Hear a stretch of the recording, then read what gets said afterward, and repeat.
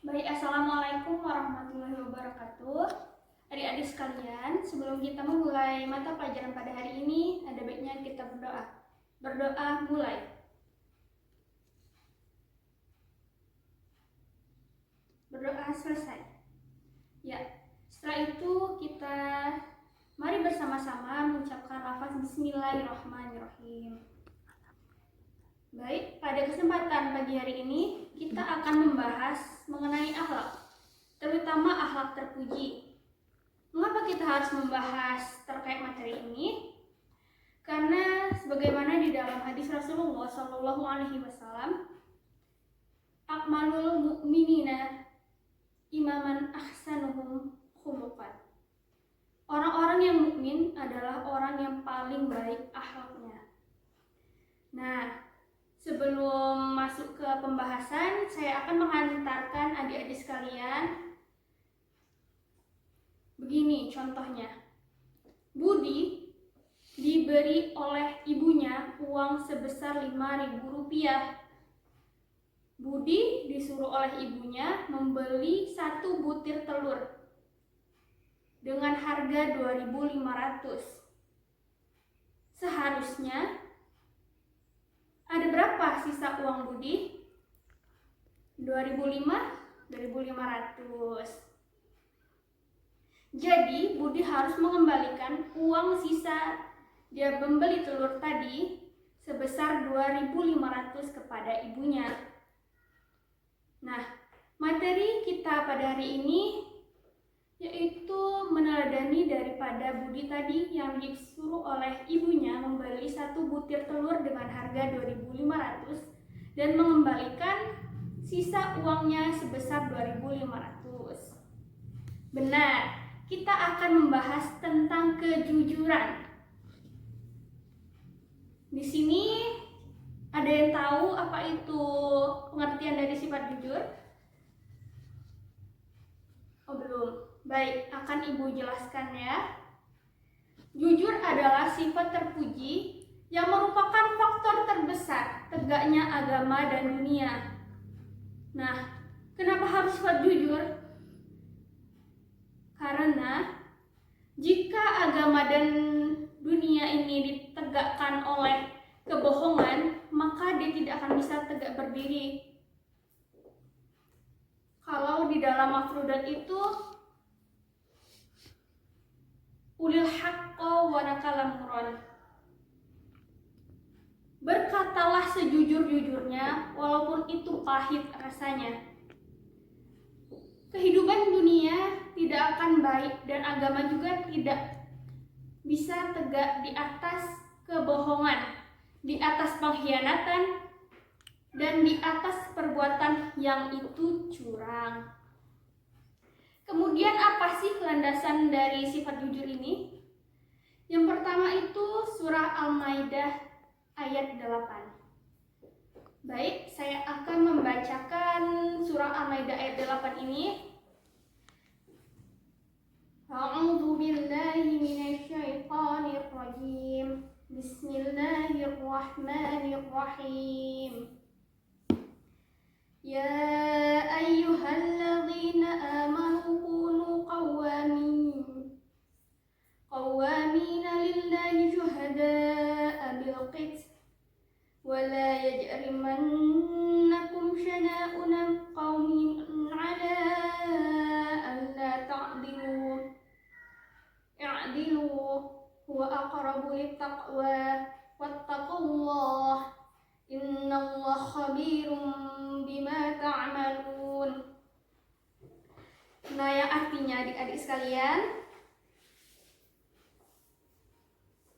wahai orang-orang yang beriman, jadilah kamu sebagai penegak keadilan karena Allah ketika menjadi saksi dengan adil. Dan janganlah kebencianmu terhadap suatu kaum mendorong kamu untuk berlaku tidak adil. Berlaku adillah, karena adil itu lebih dekat kepada takwa, dan bertakwalah kepada Allah.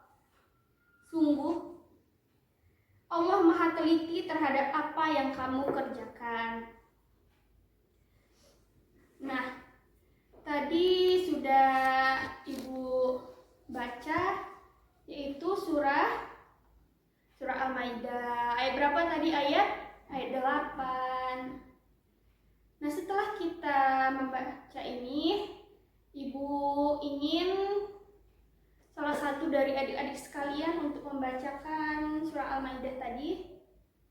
Ya, Saudara Muklis boleh membacakan? Oke, terima kasih. Baik, artinya akan dibacakan oleh Saudari Siti. Oke, terima kasih. Setelah kita membaca surah Al-Maidah beserta artinya, kita juga harus memahami apa itu makna yang terkandung di dalam surah Al-Maidah ini. Makna yang terkandung itu ada 5. Yang pertama ikhlas, yang kedua adil, yang ketiga menegakkan kebenaran, yang keempat tidak berlaku sebelah, dan yang kelima dekat kepada Allah. Yang pertama adil.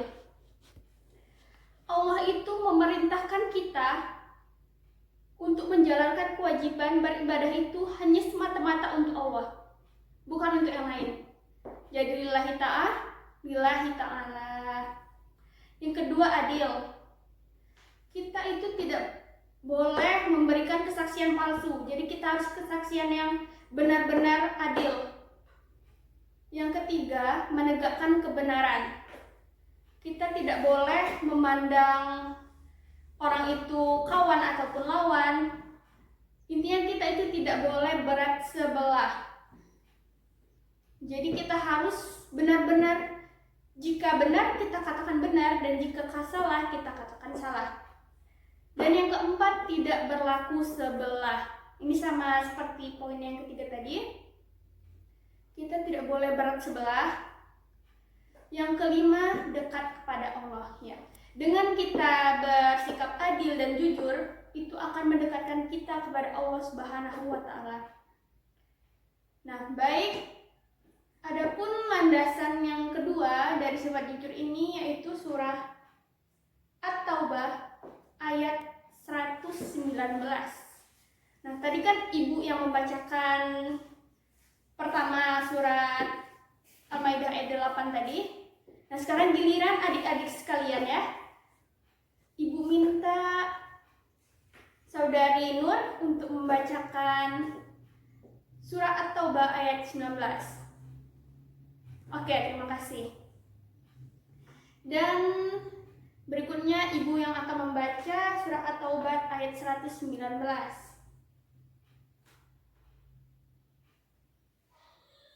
Bismillahirrahmanirrahim.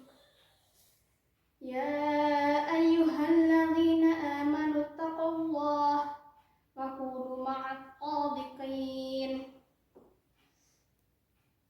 Yang artinya, wahai orang-orang yang beriman, bertakwalah kepada Allah dan bersamalah kamu dengan orang-orang yang benar.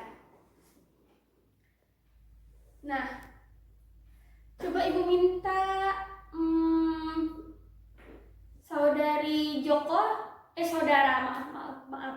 Saudara Joko ya untuk membacakan arti dari surah At-Taubah ayat 19 tadi. Oke, baiklah, terima kasih. Nah, kemudian di dalam surah At-Taubah ini juga terdapat kandungan seperti halnya surah Al-Maidah tadi. Di sini ada 4. Yang pertama, ada 3 kelompok manusia, yaitu orang yang beriman, ada orang mukmin, dan orang yang benar. Jika setiap orang beriman itu bertakwa. Poin kedua, tidak setiap orang beriman itu bertakwa. Yang ketiga, jika kita sudah menyatakan diri kita beriman, maka dianjurkan untuk meningkatkan keimanan kita untuk menjadi orang yang bertakwa. Nah, di sini kalau kita pahami, adik-adik ya, kalau beriman dan bertakwa itu berarti harus menjauhi semua yang dilarang oleh Allah Subhanahu wa Ta'ala dan menjalankan seluruh kewajiban kepada Allah Subhanahu wa Ta'ala. Dan yang keempat, menjadi orang yang benar. Nah, dari penjelasan tadi, apakah bisa dipahami? Oh, alhamdulillah ya kalau bisa dipahami. Baik, kita akan memasuki pembahasan yang ketiga, yaitu contoh dari sifat jujur. Banyak sekali contoh-contoh sifat jujur yang kita sering jumpai di kehidupan sehari-hari. Mungkin kita sadar atau tidak bahwa kita itu telah melakukan atau berperilaku jujur. Nah, yang pertama, di sini Ibu cuma mengambil 6 contoh ya. Nanti kalian bisa mencari sendiri. Yang pertama, mengembalikan uang sisa belanja. Nah, di sini siapa yang sering disuruh oleh ibunya untuk membeli di warung? Itu pasti ada sisa kembalian kan? Nah, siapa yang sering ngantongin sisa kembaliannya? Ayo. Tidak ada. Alhamdulillah ya, kalau tidak ada ya. Jujur semua kan? Alhamdulillah. Yang kedua, berkata terus terang apabila kita melakukan kesalahan. Nah, jika kita melakukan kesalahan, kita tidak boleh menutupi kesalahan kita tersebut. Nanti takutnya ada yang dendam atau ada yang ragu-ragu seperti itu. Yang ketiga, tidak menyontek ketika ada ujian di sekolah. Nah, ini paling menjadi kebiasaan ya. Jika ada UTS, ada ulangan harian, pasti mencontek. Yang keempat, mengembalikan buku yang dipinjam dari perpustakaan sesuai waktu yang ditentukan. Yang kelima, tidak melebihkan takaran timbangan harga agar mendapatkan keuntungan berlebih. Nah, ini banyak yang kita jumpain di toko-toko, di pasar, tapi paling banyak kita jumpai ini di pasar. Nah, jadi adik-adik sekalian, berhati-hatilah jika ingin berbelanja di pasar. Nah, juga kalau orang tua ataupun saudara kalian yang menjadi penjual, jangan sampai melakukan kecurangan dengan menambah takaran harga. Dan yang keenam, menyampaikan hasil ujian kepada orang tua apa adanya. Nah, di sini banyak juga ya anak-anak, tapi Ibu berharap di sini tidak ada ya. Itu jika mendapat nilai yang bagus, dia beritahu kepada orang tuanya. Namun jika mendapatkan nilai yang jelek, dia sembunyikan nilai tersebut, jangan sampai orang tuanya tahu. Nah, jangan ya. Kemudian cara menanamkan sifat jujur. Di sini ada 4 cara. Yang pertama, jadilah diri sendiri. Nah, adik-adik, kita harus menjadi diri sendiri, harus sadar. Yang kedua, jangan melatih diri selalu mendapatkan apa yang kamu inginkan. Nah, kita itu tidak boleh berpikiran seperti ini. Apa yang aku kerjakan, apa yang aku cari, itu aku dapatkan. Nah, semua itu kan tergantung kepada Allah. Kita hanya bisa berusaha dan berdoa semaksimal mungkin. Yang ketiga, tanggung jawab atas apa yang kamu lakukan. Nah, jika kita melakukan kesalahan, kita harus bertanggung jawab untuk memperbaikinya. Misalnya dengan kita menyuruh seseorang untuk bekerja, kita berkata-kata kepada seseorang, kita harus bertanggung jawab atas apa yang kita lakukan tersebut. Yang keempat, berhenti membandingkan diri kita dengan orang lain. Nah, adik-adik sekalian, kita harus pahami diri kita sendiri. Stop melihat atau menengok kepada diri orang lain. Jadi kita itu harus bersyukur atas apa yang Allah berikan kepada kita semua.